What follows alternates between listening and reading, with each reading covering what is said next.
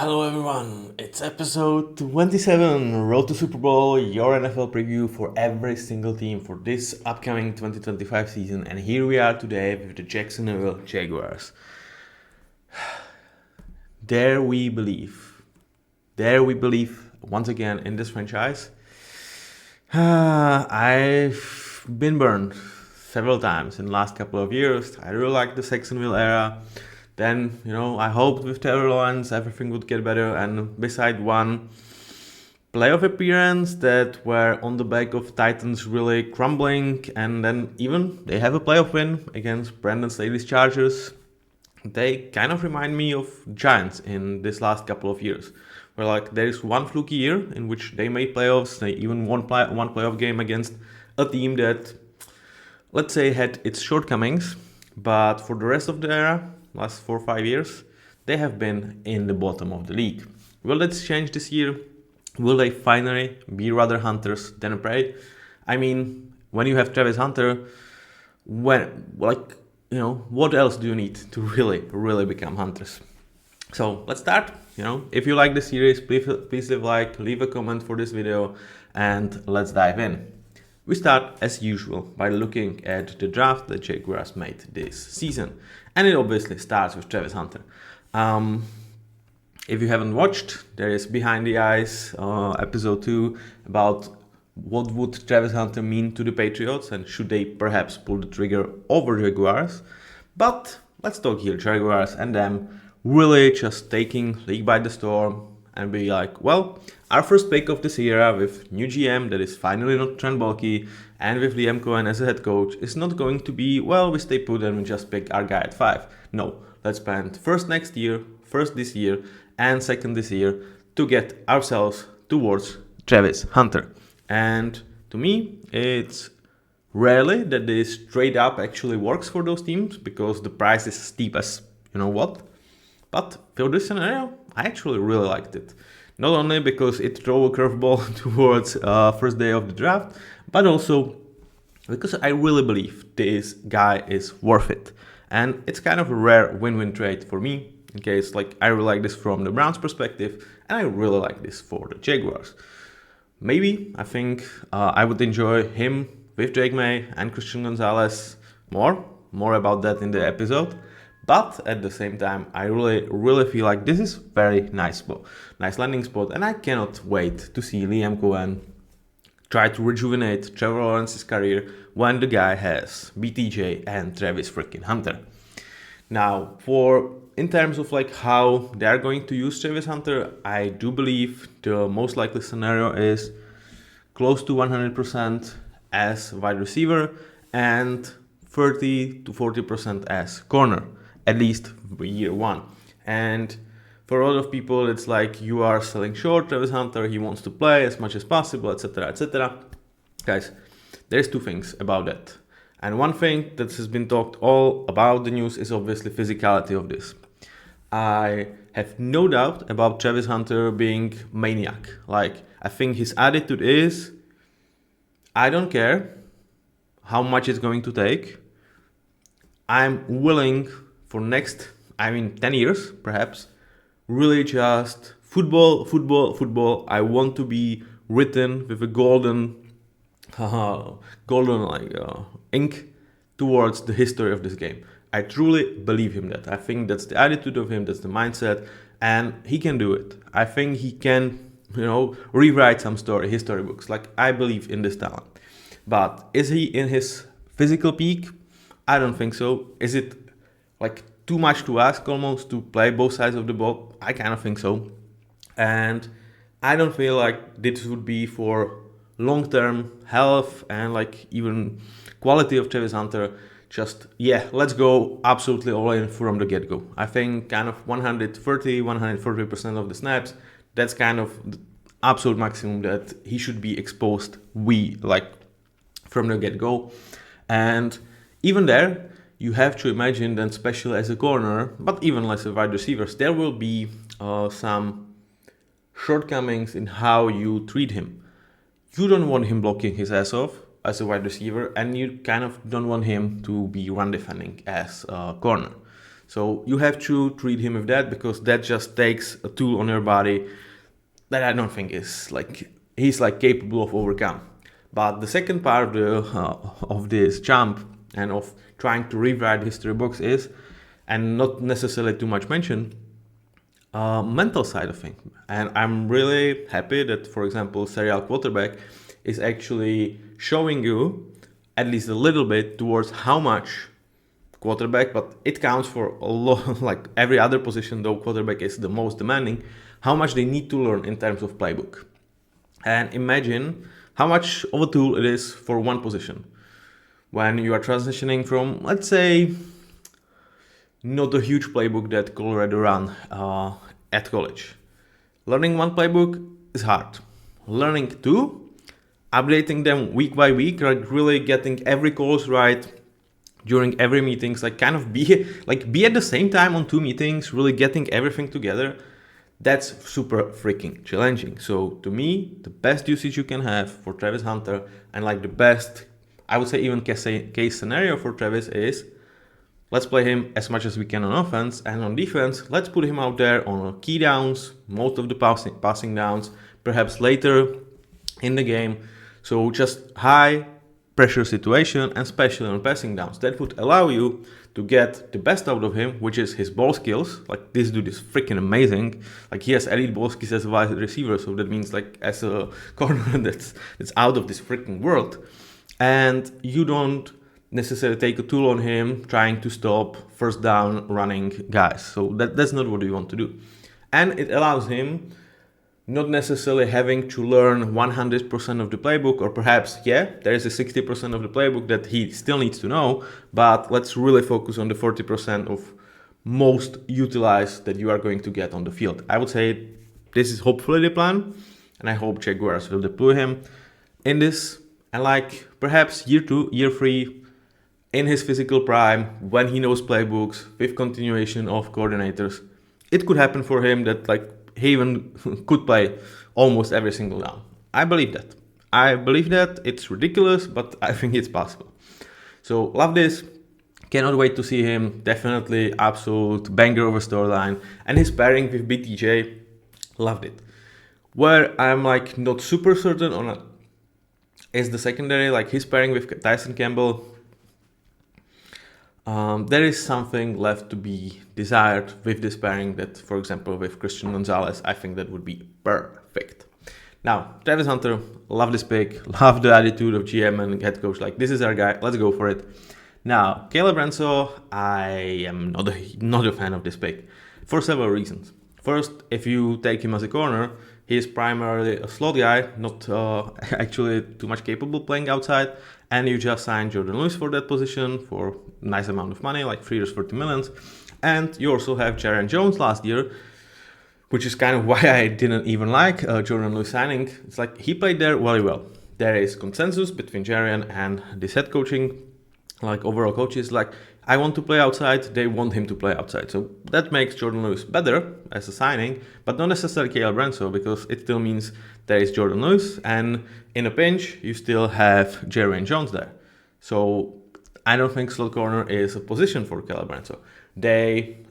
It seems like they are going to treat him to transition as a safety, which is probably like his best career path, but at the same time, I don't think he's worth late third as a safety, especially in this draft. I feel like there were much better safeties on the board. For example, Xavier Watts that went like 5 picks later.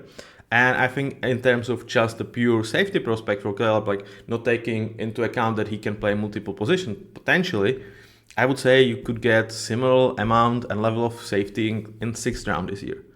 So I'm not a huge fan of this pick. I hope it works out as usual. Like unless you are a monster of the field, I wish you nothing but the best. But I was not a huge fan. But they kind of make it up with Wyatt Milum, which is like wow.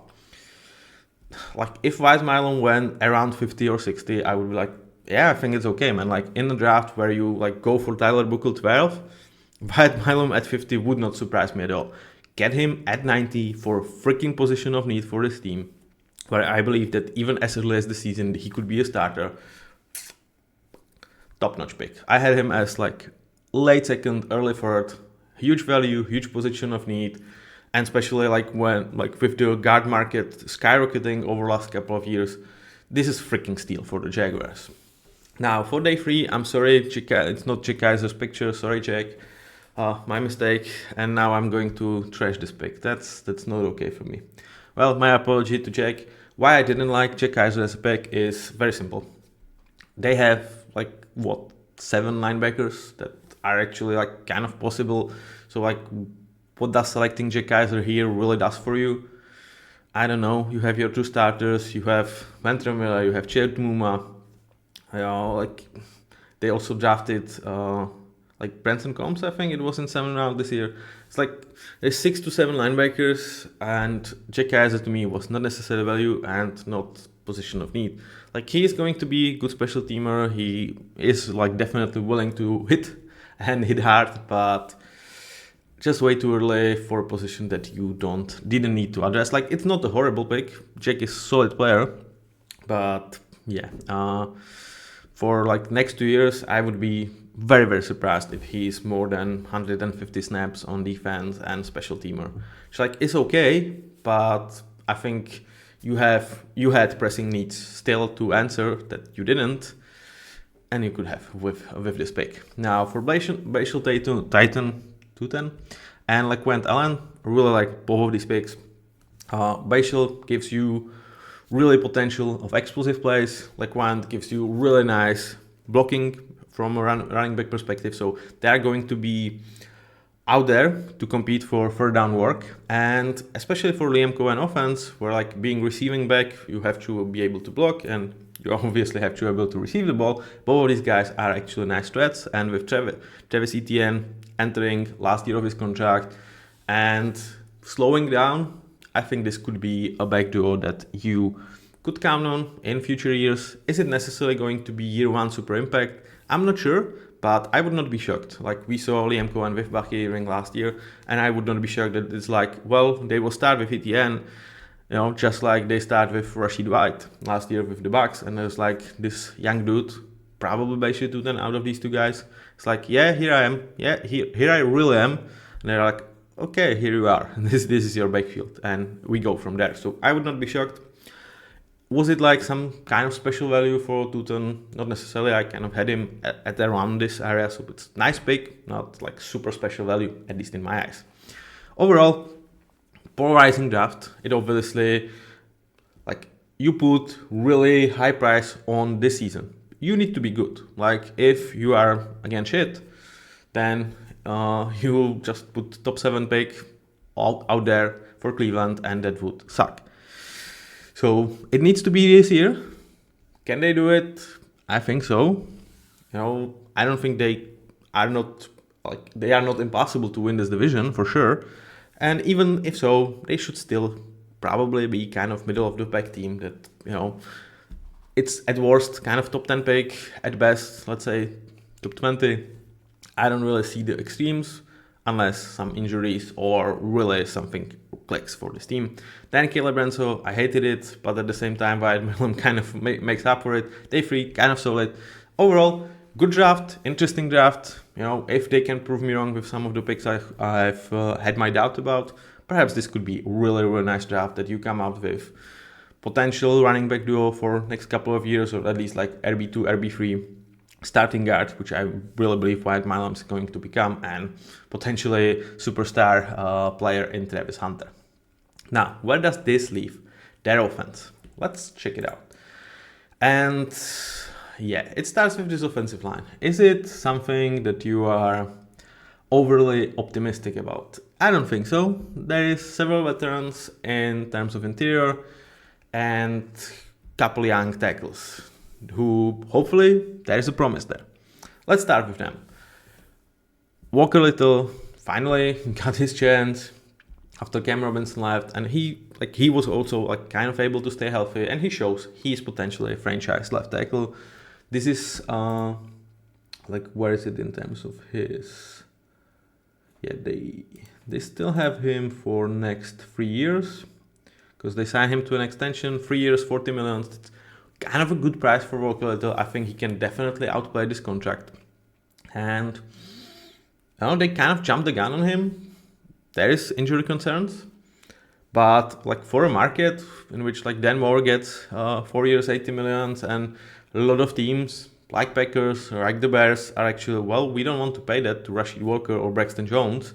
It's like we rather invest second round picks in potential left tackles and like let these guys go. Getting Walker Little for this, who to me out of these guys has the most potential, but at the same time has most injury concerns. That's a nice like calculated risk that you could make. Now, with Anton Harrison, he had his struggles as early first round pick. Like he was kind of late first round pick with 27. At the same time, I think second year was much better for him. Starts to come around, and I definitely believe he is on a trajectory to be franchise right tackle for this team. Do I necessarily believe he's going to become Penei Sewell or Lane Johnson? No.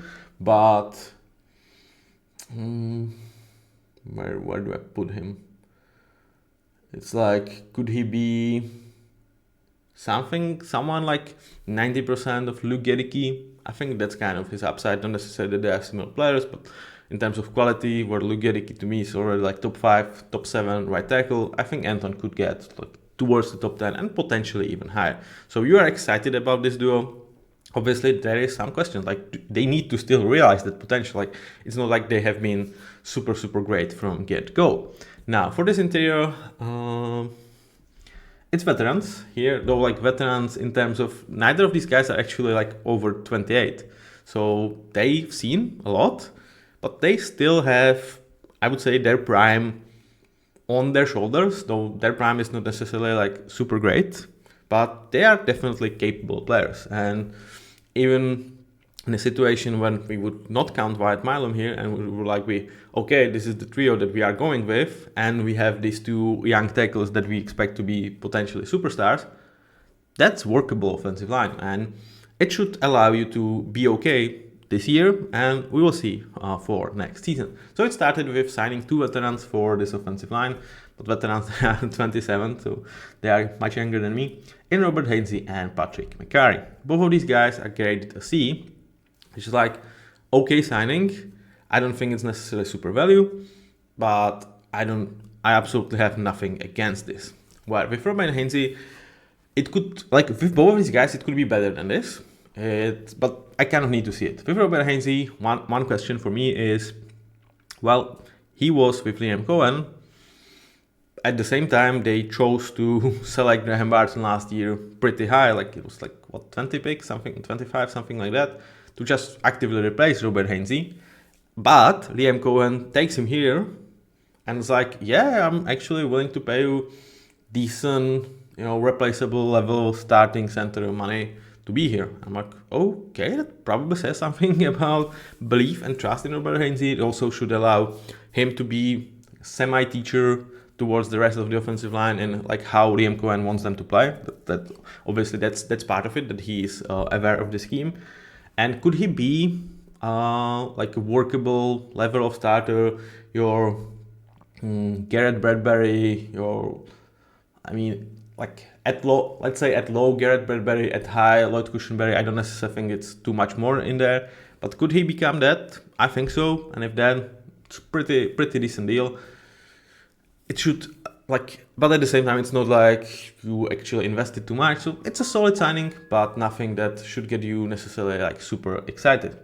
And with Patrick McCarry, I have another question about him, and that's he is very well praised for being able to pretty much play anywhere on this offensive line. Like we saw it with Baltimore, it was pretty much anybody goes down, Patrick McCarry is here. But now with finally what should be starting role chance, can he sustain it? Can he drive at it? Because I think perhaps he can. At the same time, he had opportunities, he's been shown, and he never cracked the starting lineup. So we will see, how this goes. Even if he was eventually your 6th man for this offense, able to play guard, able to play tackle, it's not super overpay. It's a lot, but for a guy that really can play pretty much anything but a center, I'm willing to pay like 11 million a year to just be certain, because there is almost 0% chance that your starting five is actually playing every single game. So I would be okay with that. It would obviously be, if it was just as a backup, it would lower the grade because it's slightly overpay. But this, like, for both of these guys, I feel like it could be from B to D. I'm not necessarily expecting to look at it and really see like this was an absolute fail. With Robert Heinze, it kind of cannot be. It would have to really be like, okay, he's there 2 weeks and they just cannot play him because he's unplayable, and like as your kind of security blanket, it failed. So that would make it an E, like coming from future. And for Patrick McCarry, it would be like, I don't know. Yeah, I kind of don't know. But at the same time, it's like, I certainly don't expect, like, these are low variance, nice floor type of signings that, you know, are okay and definitely should help you, especially for protecting Trevor Lawrence and trying to establish the run game. Now, for Ezra Cleveland, here's an interesting part. Like, even though you see good starter and good backup next to each other in Cleveland and Heinze, I would say Heinze is upper echelon of good backups and Cleveland is just barely a good starter in my eyes. So they are actually not that far from each other. And I'm excited to see what he's going to look like in the scheme. At the same time, with White Milam like awaiting in the shadows and him being in the last year of the contract, it's going to be interesting. Like, there is definitely a scenario in which they sit down Ezra Cleveland kind of early. I don't expect it to happen because I think he's actually a good player.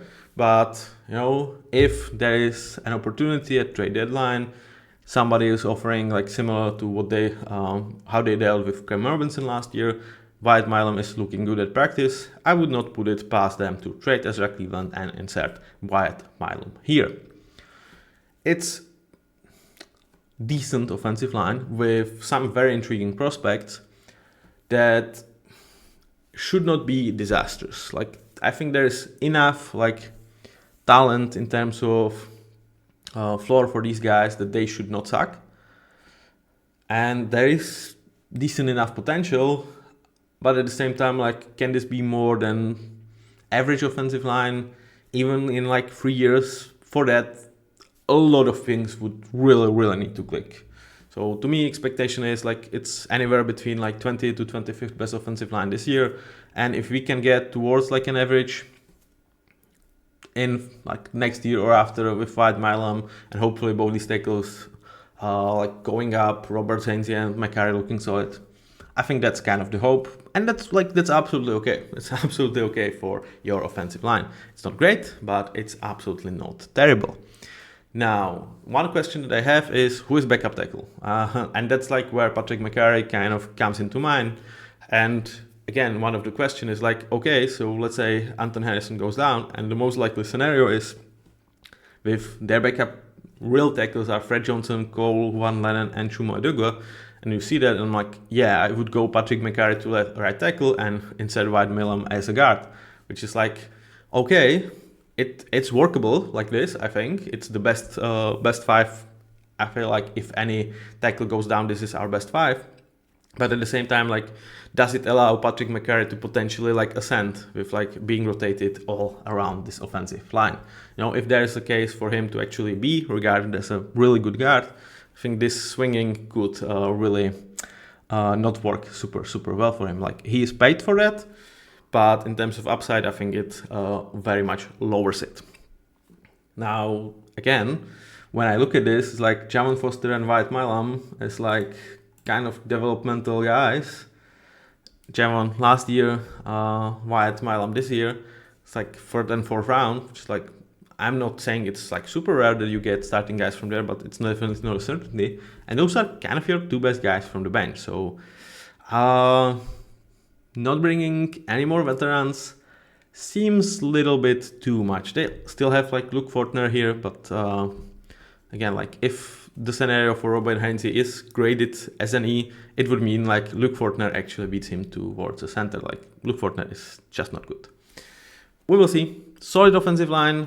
I see kind of division. I'm like absolutely okay with how they handle it. Do I necessarily believe that they got some exceptional value or like this is going to be exceptional offensive line?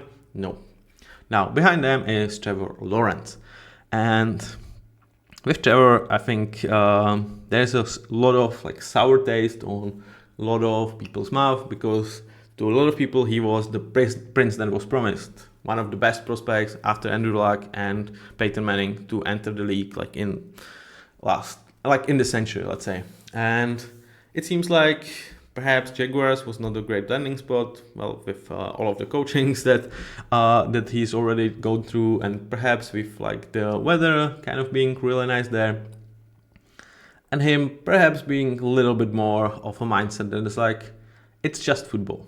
And I have nothing against that. Really, I don't. As a person, really nothing. Like as a football fan, I kind of wish like everyone was like Tom Brady in terms of, let's freaking do everything to put out the best product out there.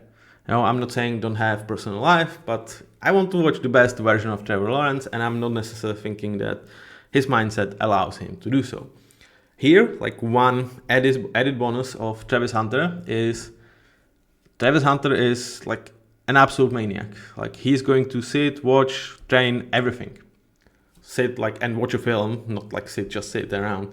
And if his work ethic cannot bring the same out of Trevor Lawrence, and for Trevor to actually have, I would say, really nice offensive mind in Liam Cohen, and two potentially elite weapons in BTJ and Travis Hunter, with Travis Hunter being this kind of maniac in terms of studying and training, if this does not bring Trevor Lawrence to really kind of almost being ashamed of his training, and like if he doesn't put the extra work this year or next year, I don't think it's never going to happen. Does it mean he is a bad quarterback? No.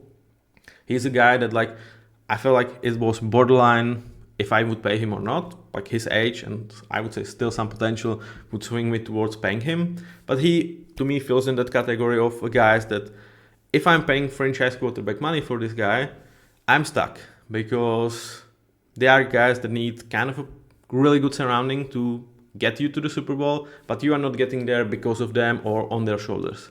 And like I do really question strategy of paying these guys franchise quarterback money. Like I said, with Trevor, I would do so because of his, I would say, still some potential that he could actually be a guy that you get to the Super Bowl because of.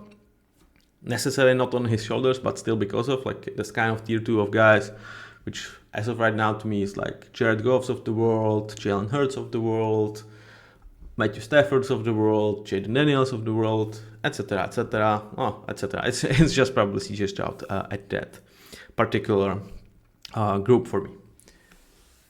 It's still possible, but if it doesn't happen this year or at was next year, I think like it's over in terms of it's not going to happen. And then you question in 3 years where it's like, is Trevor our future answer? Do we give him another extension, or are we kind of done with this and are we looking for a guy that could be the tier 2 or tier 1 guy? We will see. I'm excited to see Trevor Lawrence paired with BTJ and Travis Hunter, and I really hope that Travis Hunter work ethics just like imprints on him. I'm not saying Trevor is lazy, but I think he just doing good work. If you really want to be the best, I think you really need to put a lot of extra hours. And I understand that perhaps you are not willing to, you have money, you have kind of everything. If you step down from football right now, you are set for life. And there are other things in your life that you enjoy. I get it. Like I have nothing against it as a person. Now, let's take a look at the weapons for Trevor Lawrence.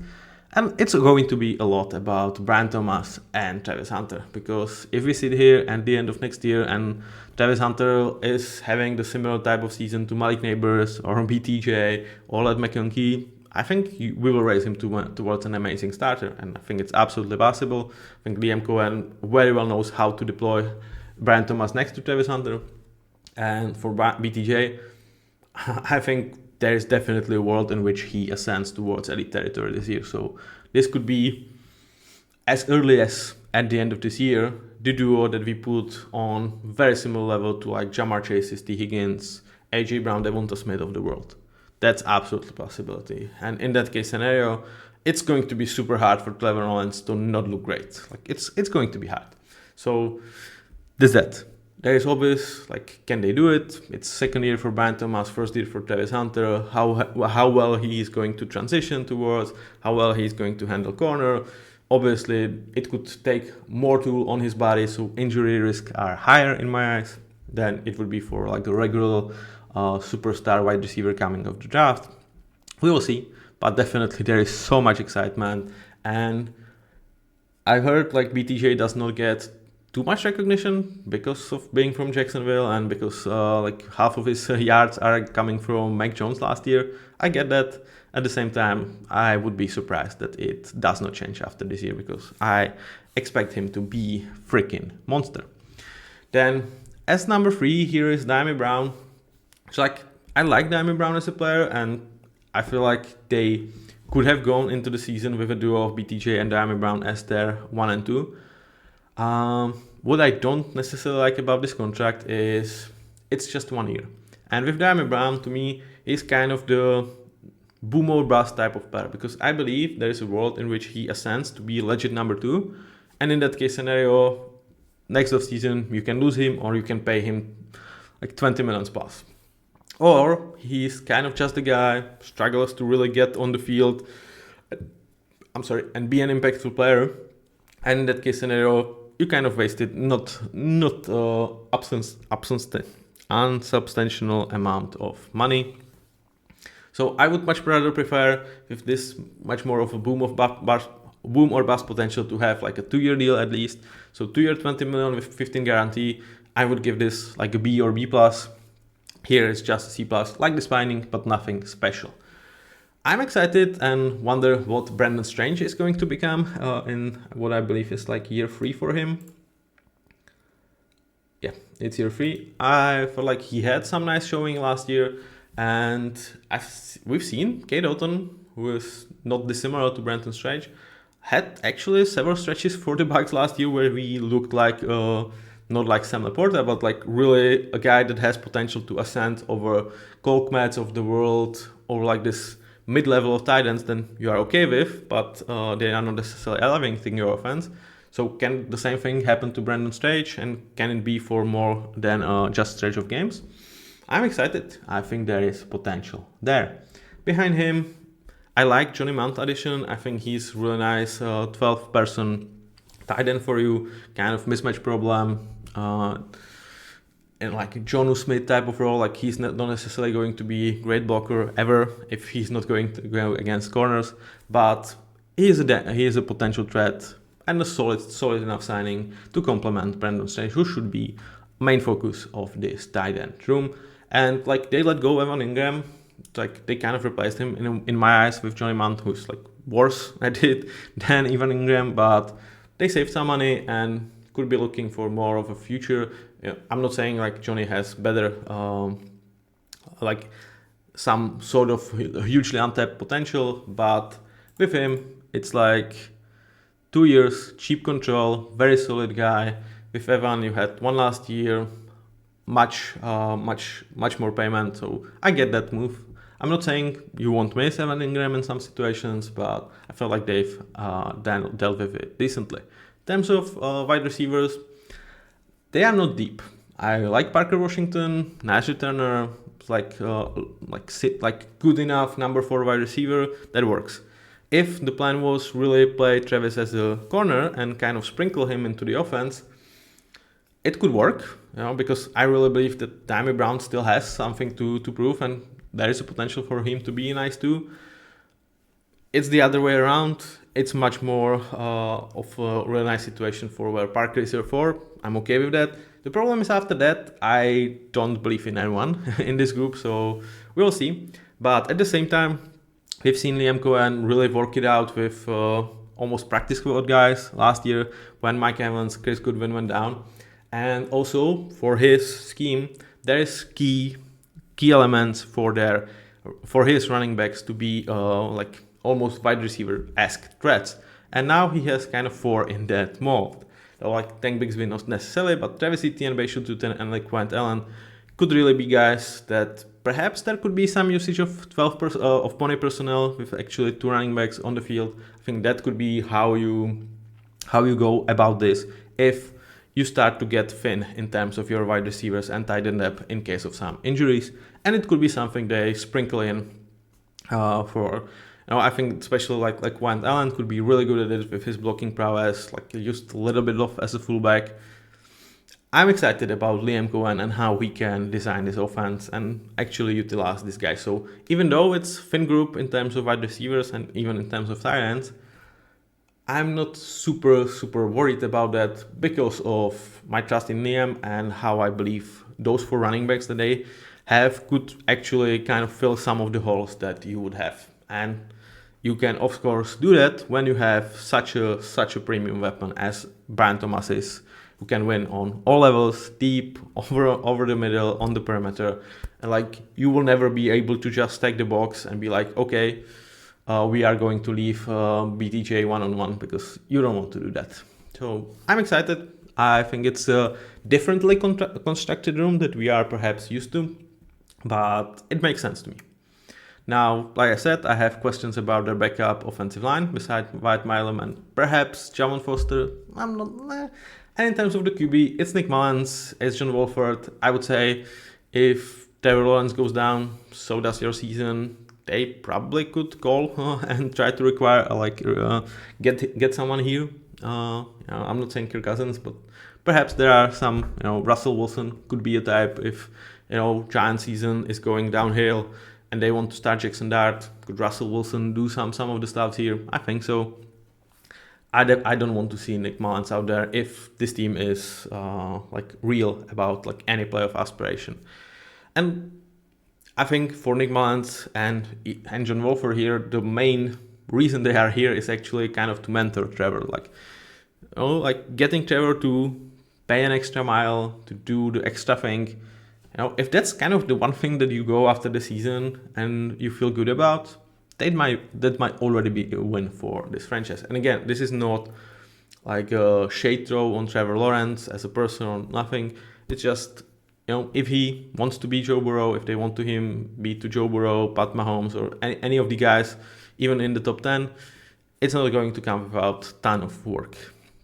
Now, towards the defense, that last year was bad is an understatement. And a lot of it came from this defensive line, which is heavily invested, heavily paid, and did not produce last year.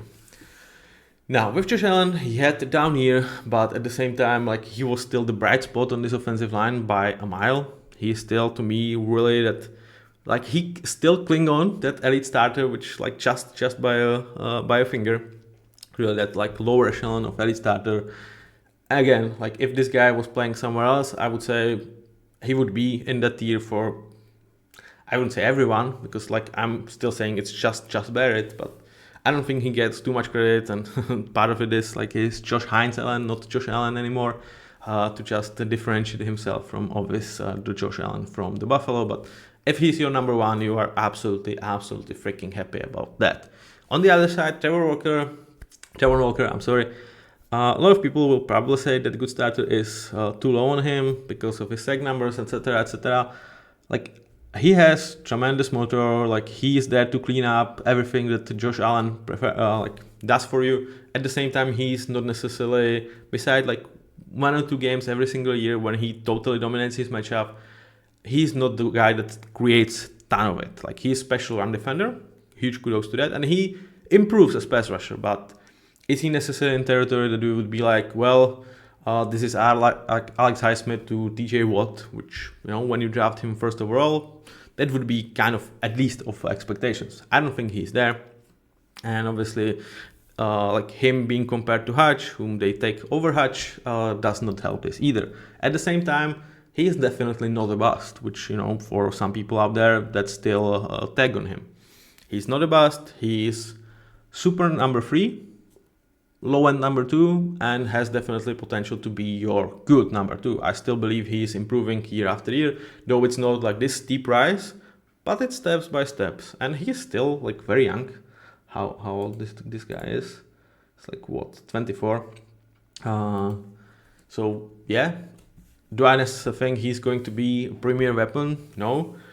Is there a potential for him to get vastly overpaid? because of sick numbers? I kind of think so. Like if he gets something around 25 million a year, I'm absolutely okay with that.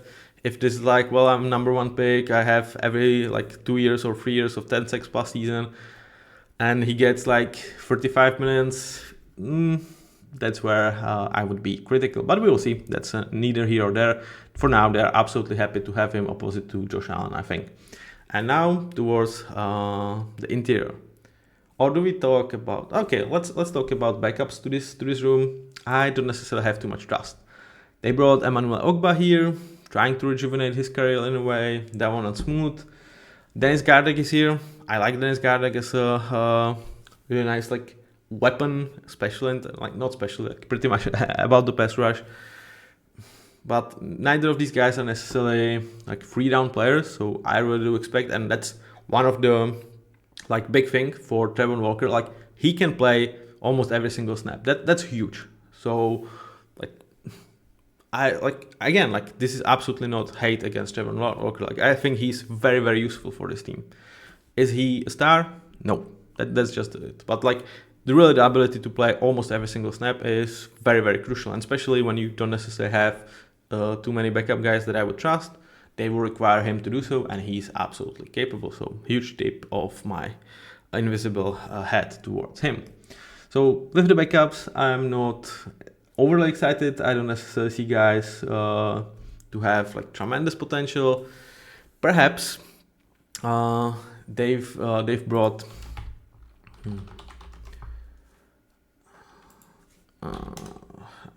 Anthony Campanile here to be defensive coordinator, and he was working with Packers last year, was their linebacker coach, and was one of the guys that is totally behind Jared Cooper, just like looking like real linebacker year one and potential superstar.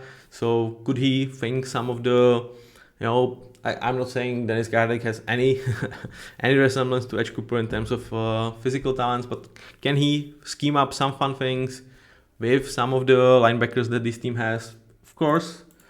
Do I necessarily think that there is too much talent to go around? I don't. Now, towards the interior, and that's the group that vastly disappointed last year.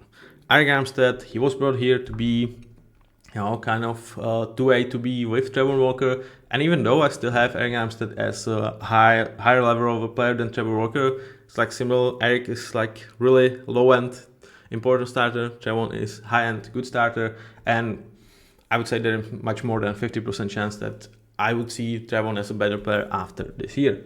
Can Eric regain his quality that made him one of the best defensive tackles in league at 32 years of age? The decline was visible last year, and if you get of him the grade that I still have smacked on his head as an important starter, that would be great. I don't think that was necessarily what he did last year. And with that being said, next to him you have Davon Hamilton, who, for a guy that you pay $12 million a year, it was not pretty. But it's also he struggles also partially because of Eric Armstead and Mason Smith, who is their second round pick from last year. Both guys are, especially Mason, he's abysmal against run. So it's a lot of Devon's plate, and is he necessarily a guy that you expect to handle double teams and really stop the run? Not really.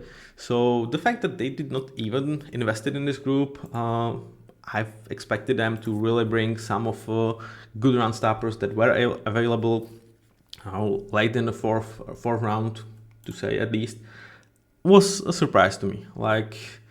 Let's hope it's because they highly believe of Eric Armstead. At the same time, here is where Jack Kaiser's pick, why I'm not super high on this is this was early 4th round pick. Let's just take a look at who was available there, who you could have picked, and I would say improve rotational of this defensive line. So Deon Walker, why not? Ty Robinson, I mean, like not necessarily in terms of run defense, but perhaps CJ West could have been your guy. I would not mind that to improve the run defense. Tonka. Yeah, there were a lot of defensive tackles that I feel like would be really nice pieces in this rotation, in this draft, and not going after them in the class that were super deep for this talent when your defensive line like underperformed last year, and especially your interior. For as much as I think it's a breath of fresh air not having Trent Baalke here, this feels like disappointment on the side of new GM and head coach here. But let's hope that they have it figured out better than I expect them for defensive line. So I don't necessarily like the rotation, and this could be still like top 10 defensive line. The talent is there. Will it hit? We will see. If it's something like last year, I'm not saying they are the problem, but they are definitely not the solution for this defense. Now, linebacker, this is probably like the deepest linebacker room in the league. With two really good starters, with Oluokun and Devin Lloyd. They are very close to each other, even though they have different grades. Again, lower echelon, upper echelon of that. A lot of people are higher on Foyas 8. I'm higher on Devin Lloyd. I think they complement each other very, very well, and they play off each other very, very nicely. And if there is room that I actually think nobody is kind of talking about, but could really ascend to be top 5 room in the league for the Jaguars, it's actually those linebackers, because I think there is still some potential for these guys to be better, especially with Anthony Campanile here as a kind of linebacker guru. And those guys are not necessarily like super old. Like Foyt is 30, Devin is 27. On this position where like experience matters a lot, I don't think those are necessarily years that you start to like decline heavily. And I'm absolutely excited for Devin. It's his last year on the contract. They declined his 50-year option, and we will see. Perhaps with some of the drafts made, they are looking to trade Devin Lloyd. Like he would have, I think, a really nice value out there, because he already played really well he is still on a rookie contract. To get him into some linebacker room, it could be a potential. Again, like if this season going downhill and you don't want to pay Devin Lloyd because, well, you've constructed Trevor Lawrence salary cap and cap hit towards the situation that this year it's just 17 millions rather than 45, and like it's going to become much heavier. The same with Josh Allen, etc. So you cannot necessarily pay everybody. Perhaps they will move Devin Lloyd, and we will see whether it's Jake Kaiser, Chad Muma, Venture Miller. Again, there is Anthony Campanile. He has 5 to 6 deep room to figure it out.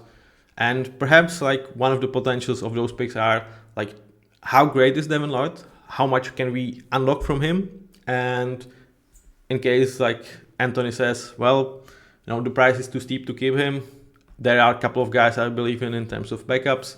Let's let him go. We will see who can pick him up. And I think he would fetch like even late third from a team to contend. I don't know. Let's think about the team that could use Devin Lloyd.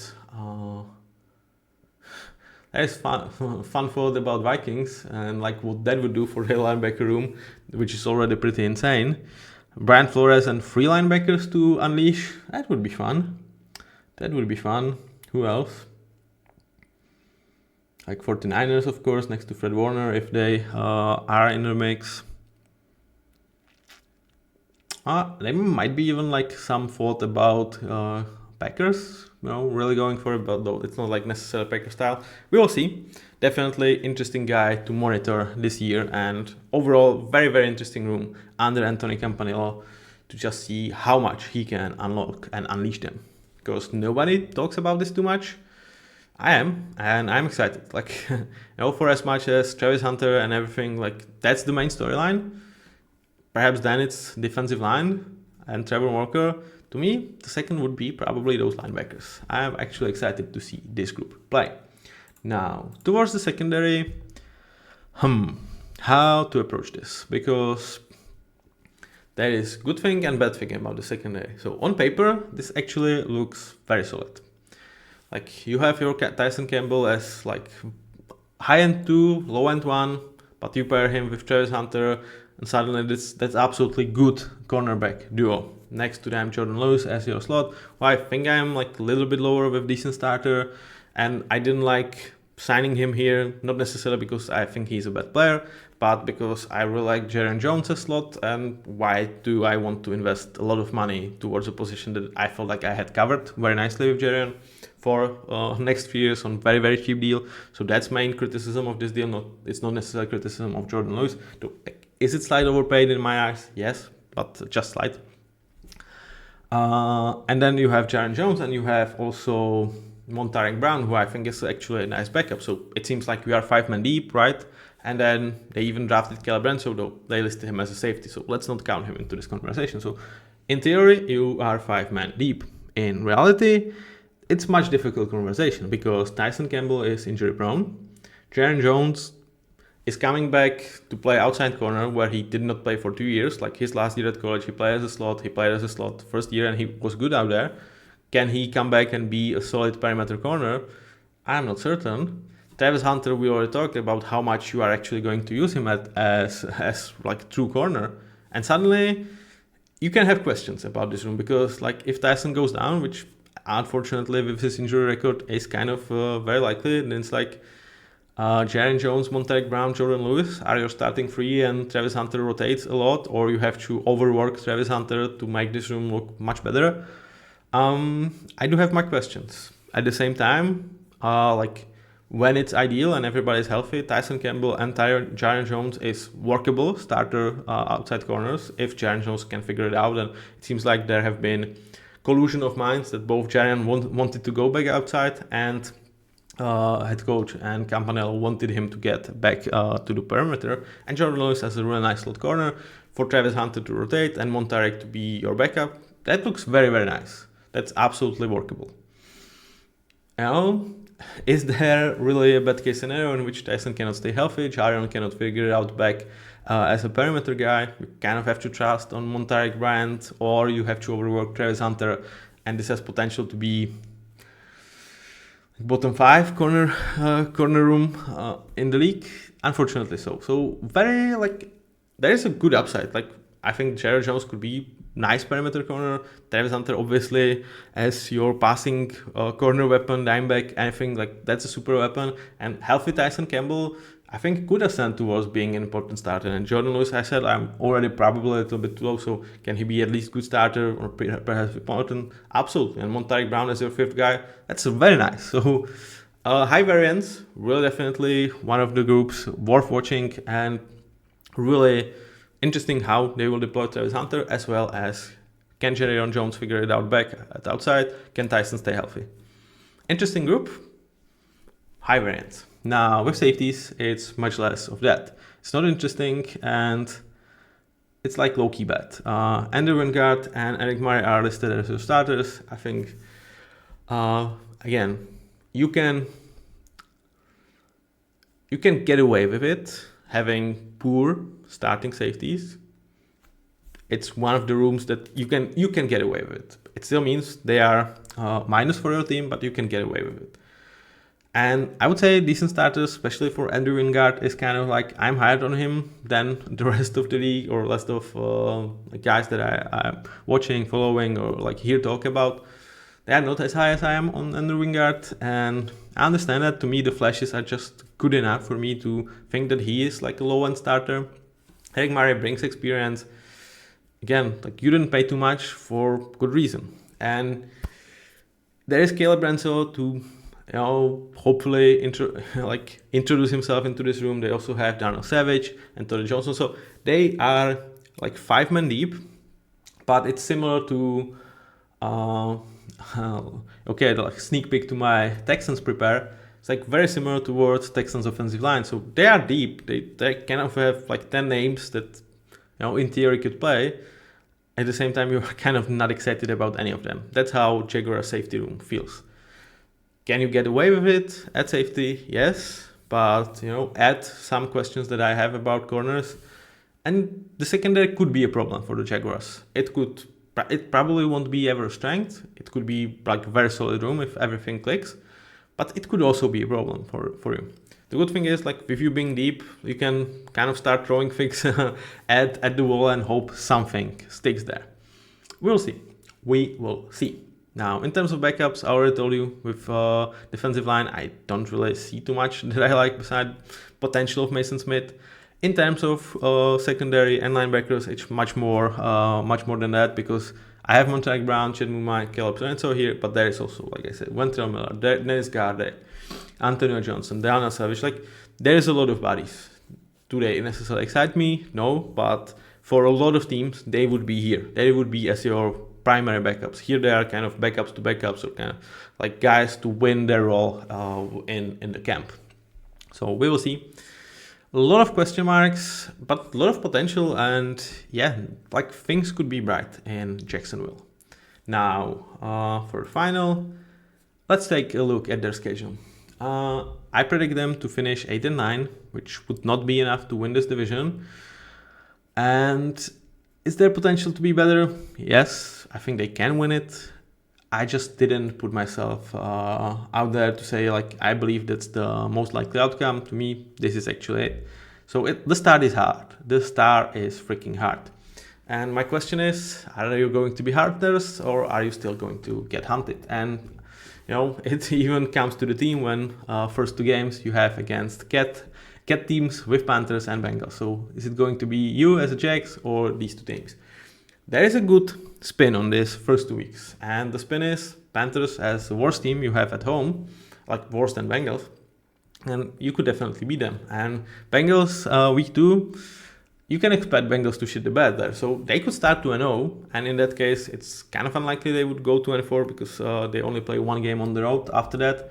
But at the same time, Texans are tough out, Chiefs are definitely tough out, and I think both 49ers on the road and Seahawks at home are very hard. So especially like with Travis Hunter, I don't necessarily think we will see him totally unlock first 6 weeks. Perhaps it's going to be true. Let's hope. But I actually don't think this is going to be a great start for this team. I predict them to start 2-4. But if they go 2-0, which I think is absolutely possible, then obviously this changes. In this scenario, I don't expect them to start 2-0, of course. Now, for the second part of the year, my storyline is Arik Armstead, and we need more from this defensive line. Whether it's him, whether it's Mason Smith, or perhaps, like, can Trevor Walker unleash? Can he be really your Alex Highsmith to TJ Watt type of conversation for him and Josh Allen? They would come a long way, totally a long way. But how likely is that? I don't necessarily think so. When you look at the schedule, you have both LA teams at home, tough asks, and on the road, like, those are winnable games at Cardinals, at Raiders, but to me, they are also teams that a lot of people sleep on, so I actually have higher praise towards them, and I don't necessarily expect Jaguars just take out an easy win. Overall, 2-3, 4-7 at this point of the year. It could start to look bleak. Perhaps we could see guys like Devin Lloyd and Ezra Cleveland moved, because overall, like, I don't necessarily think for Jaguars this is the year that you, like, need to go for it. Like, I get Trevor Lawrence and his contract is going to get worse. The same with HinesAllen, etc. At the same time, new GM, new head coach, like, first time two-way weapon in, like, century here, in this century. Like, there is a lot to be handled, and I think what Mike McDonald talked about a lot as a Seahawks fan that I definitely closely follow and watch what he's talking about was first year as a head coach, the amount of shit you have to do around that position. It's like you cannot expect it before you actually experience it. And for as much as I have high praise for Liam Cohen as offensive mind and potential head coach here, you know, actually get super ready and be super successful as your first time head coach, that's going to be hard. But I have a good news for you Jags fans, and perhaps, like, for me as a fan of a good offensive football, sometimes I like defense, but for this team it's probably more about the offense, my excitement. I think there's going to be hope for 2026. I actually believe they will finish strong, you know, and I think they will go 3-1 in division. Can they beat twice Titans? Can they beat twice Colts? I definitely believe that. At Mile High, that's probably a loss, but at home against Jets, that's to me a win. So 4-2. Trevor Lawrence actually, showing promise next to BTJ, next to Travis Hunter, and there is hope for Duval for next season. So to me, that was your Jaguars. It's an interesting team, definitely worth watching. Keep watch on the linebacker room, and see you next time. Have a nice day. Bye.